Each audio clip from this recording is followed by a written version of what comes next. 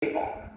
I believed all along we were marching towards authoritarianism, and people were telling me in December, you're overreacting, and I said, the road to authoritarianism is littered with people telling you you're overreacting. I hope it's the beginning of a new day in this country where we push back against overreach, we push back against these authoritarian tendencies of a president that has pushed the boundaries, pushed the limit. That's what happens in dictatorships and authoritarian regimes. We're in a really perilous moment in this country.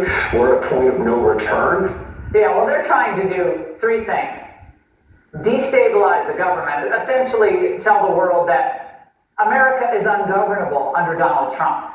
And of course, they're trying to divide the country. And then, and this is not even their top priority, but it's to aid and abet illegal aliens. Now, we have seen countless examples of far-left activists actively trying to interfere and, frankly, stop ICE raids in real time. But now, elected officials are getting in on the game, with one LA City Council member hoping to create an alert system to give illegals a heads up. Can we use technology, like AI technology, to create a situation where your department can identify, hey, there's agents, non-city of LA, in a neighboring town, everyone go on alert and aware where you can support our business community and our immigrant community. You can warn us so that we can warn our folks in the spirit of your loyalty to the city of Los Angeles.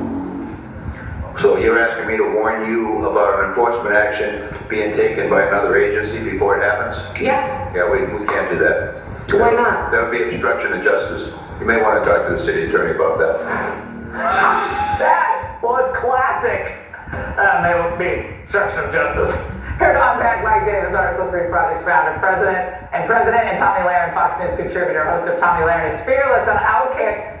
All right, Mike, I thought that was actually a joke when I first heard it, but she wants to create an early warning system, like you have for hurricanes or natural disasters, to help illegal aliens, and she thought that was okay. Yeah, she should probably look up the federal criminal code, where it is a felony to harbor illegal aliens. It's also obstruction of justice. Like that local official said, when you obstruct ICE or other federal law enforcement agents, you can also be charged with conspiracy. So yeah, she should probably go talk to her city attorney. Now, these people are so angry, Tommy, that here's what they're going to do to someone who's just asking questions. Check this out.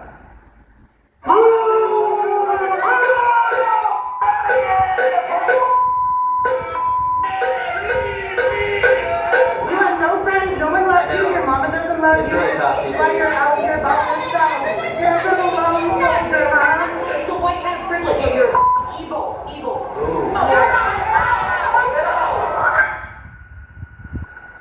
Tommy, I keep saying this. Imagine if there were conservative activists doing this to liberals in any way, shape, or form in a situation like this.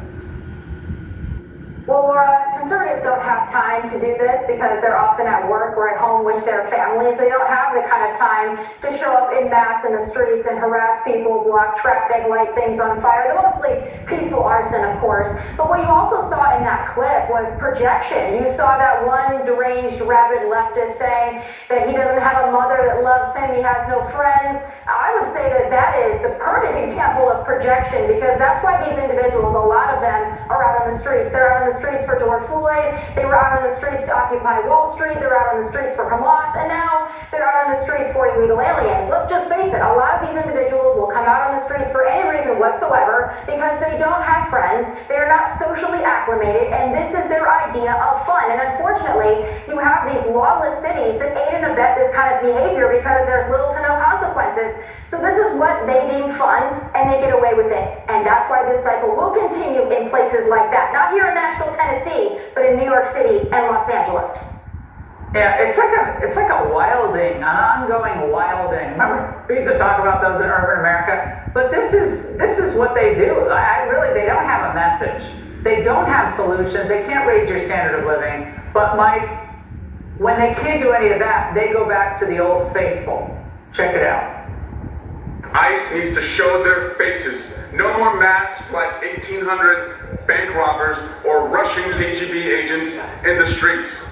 And stop terrorizing families. So what can you do at home? It's No King's Day this Saturday. 2,000 rallies across America. Americans need to show up. Because if we don't show up, democracy dies.